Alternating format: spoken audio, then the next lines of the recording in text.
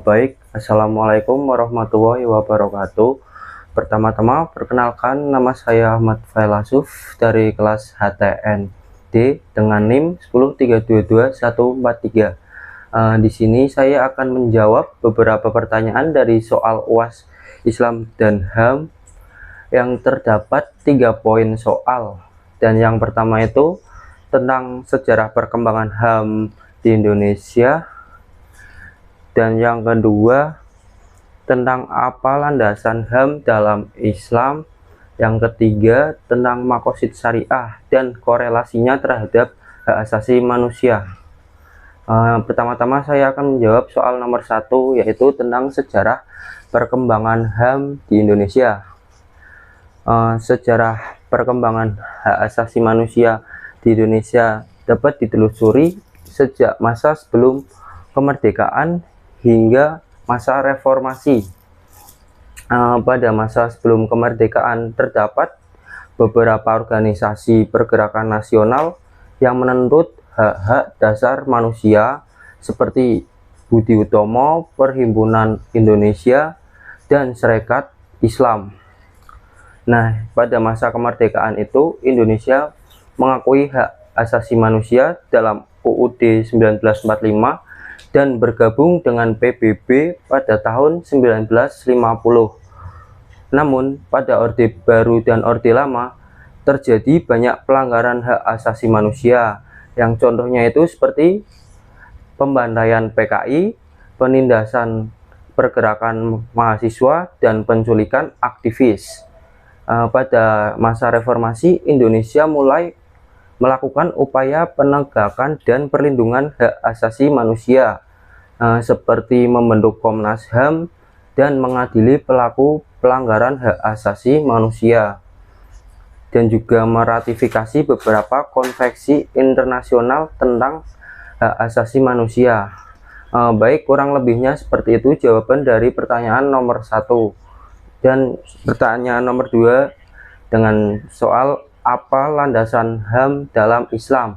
Perlu kita ketahui bahwa landasan hak asasi manusia dalam Islam itu adalah Al-Quran dan As-Sunnah yang mengajarkan bahwa manusia itu memiliki hak yang melekat pada dirinya sebagai khalifah Allah di muka bumi ini. Islam menghormati hak-hak dasar manusia seperti hak untuk hidup, hak untuk beriman, hak untuk mendapatkan keadilan, hak untuk mendapatkan pendidikan, dan hak untuk mendapatkan kesejahteraan. Islam juga mengajarkan bahwa hak asasi manusia tidak bisa dipisahkan dari kewajiban kepada Allah, kepada diri sendiri, dan kepada sesama makhluk. Islam juga menegaskan bahwa hak asasi manusia adalah anugerah Allah yang harus dijaga dan dilindungi dari segala bentuk pelanggaran dan penyalahgunaannya. Mungkin itu seperti itu jawaban dari pertanyaan nomor 2. Langsung saja lanjut pertanyaan nomor 3 tentang makosid syariah dan korelasinya terhadap hak asasi manusia. Pertama-tama kita bahas tentang pengertian dari makosid syariah itu terlebih dahulu. Makosid syariah merupakan tujuan-tujuan yang dikehendaki oleh Allah dalam syariatnya untuk menjaga maslahat atau kemaslahatan manusia. Makosid syariah itu dibagi menjadi 3 tingkat, yaitu diharuriyah atau penting, hajiriyah pelengkap, dan tasyiniyah penyempurna. Yang pertama yaitu makosid syariah daruriyah terdiri dari 5 hal, yaitu menjaga agama, menjaga jiwa, menjaga akal, menjaga keturunan, dan menjaga harta. Dan yang kedua merupakan makosid syariah hajiyah, adalah hal-hal yang diperlakukan untuk memudahkan pelaksanaan makosid syariah daruriyah, seperti menjaga keamanan, menjaga kehormatan, dan menjaga kesehatan. Dan yang terakhir, yang ketiga, itu makosid syariah tahsiniyah, adalah hal-hal yang dapat meningkatkan kualitas hidup manusia, seperti menjaga keindahan, menjaga kebersihan, dan menjaga kesopanan. Selanjutnya mengenai korelasinya dengan HAM atau hak asasi manusia. Korelasi maqasid syariah dengan hak asasi manusia adalah bahwa maqasid syariah merupakan landasan, pedoman dan juga petunjuk dari hak dan juga tujuan dari hak asasi manusia dalam Islam. Maqasid syariah melindungi hak-hak dasar manusia yang sesuai dengan fitrah dan kemanusiaannya.